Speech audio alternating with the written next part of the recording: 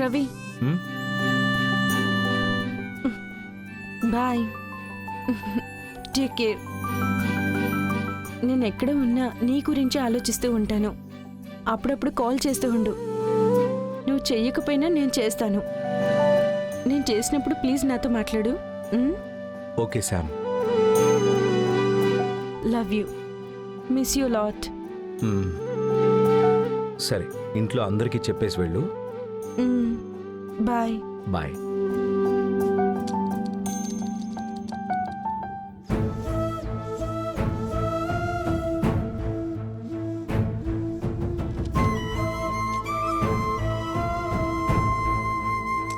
ఝాన్సీ అమ్మ, నేను ఊరికి వెళ్తున్నాను. నేను ఇక్కడ ఉన్నన్ని రోజులు అందరూ నన్ను చాలా బాగా చూసుకున్నారు. చిన్న చిన్న ఇబ్బందులు ఉన్నప్పటికీ ఈ ఫ్యామిలీ నాకు బాగా నచ్చింది. మీ అందరినీ నేను చాలా మిస్ అవుతున్నాను. ఆంటీ, నేను వెళ్ళొస్తాను. Varshini bye. Vennela bye. Bye Seshu. Bye. Sam, KD నిన్ను డ్రాప్ చేస్తాడు. బయట నీ కోసం వెయిట్ చేస్తున్నాడు. Bye Ravi. Take care Sam. నేను వస్తాను. అందరికీ bye. Bye. Take care Ravi. Bye.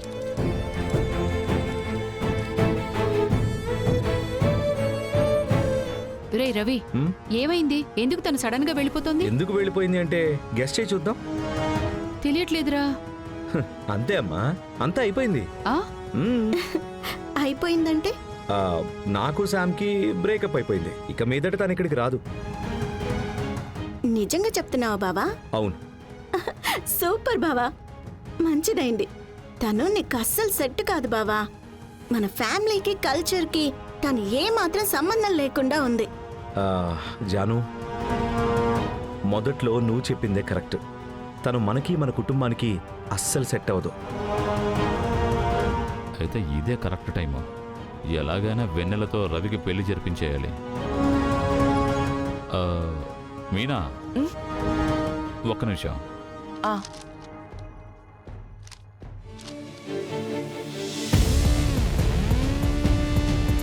ఏంటన్నయ్యా?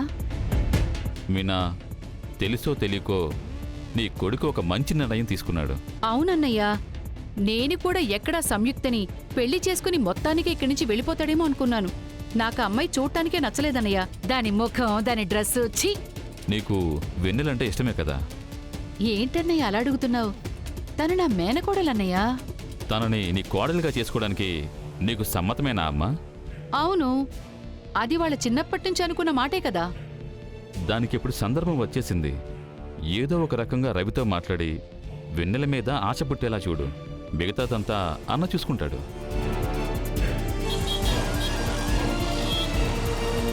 May I come in sir? Come in.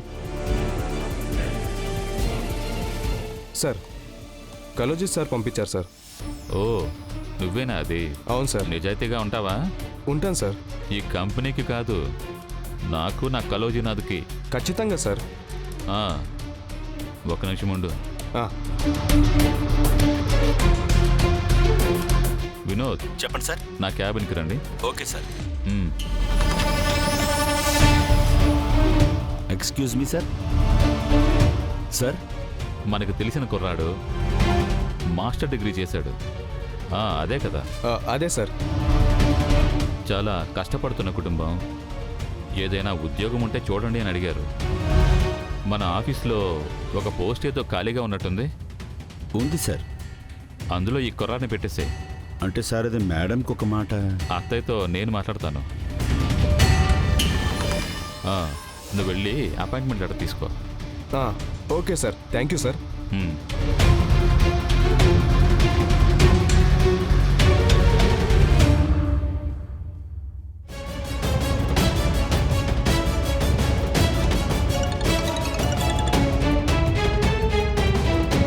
Sir, పని అయిపోయింది. ఆ కుర్రాడి సంగతి ఏంటి సార్? షార్పే కదా? సూపర్ షార్ప్ అయ్యా. మంచిది.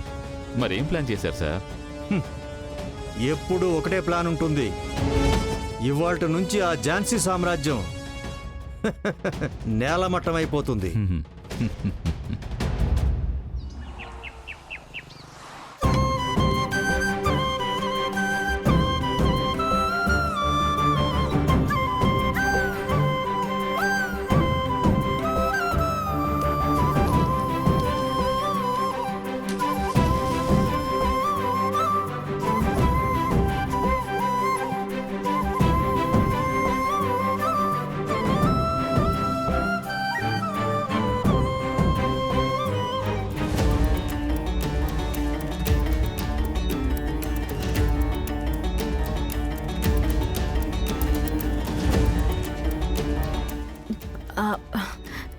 నూనె ఎక్కువగా ఉన్నట్టుంది. ఒత్తు సరిచేయకుండా వెలిగించారు కదా, అందుకే కొండెక్కింది. ఒత్తు సరిచేసి వెలిగిస్తాను.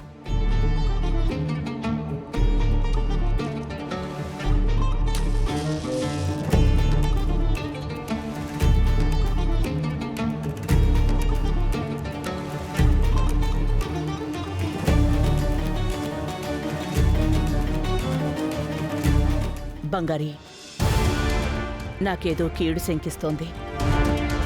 నువ్వు మన మేనేజర్స్, ఆడిటర్స్ అందరినీ పిలిచి కంపెనీలో అంతా కరెక్ట్గా నడుస్తుందా, అకౌంట్స్ అన్నీ కరెక్ట్గానే ఉన్నాయో లేదో ఒకసారి కనుక్కోవా? అలాగే ఝాన్సీ అమ్మ. లంచ్ లోపల నాకు రిపోర్ట్ కావాలి.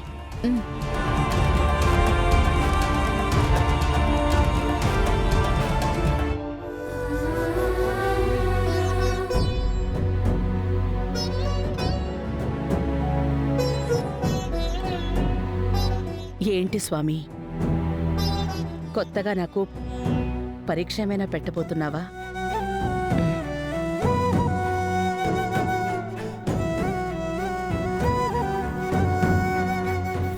ఆడిటర్ సార్, నాకు ఈ ఫైల్కి సంబంధించి బ్రీఫ్ డీటెయిల్స్ కావాలి.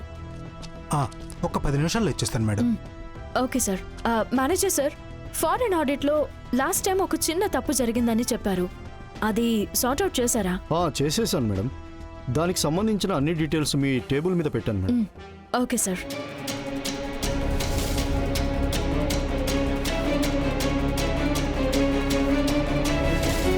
మేడం, ఓకే ఓకే, చెప్పండి వినోద్ సార్. మన షేర్ హోల్డర్స్ అందరూ కాళోజీనాథ్కి వాళ్ళ షేర్స్ మొత్తాన్ని అమ్మిస్తున్నట్టు న్యూస్ వచ్చింది మేడం. ఏం మాట్లాడుతున్నారు సార్? కన్ఫర్మా? Confirm madam.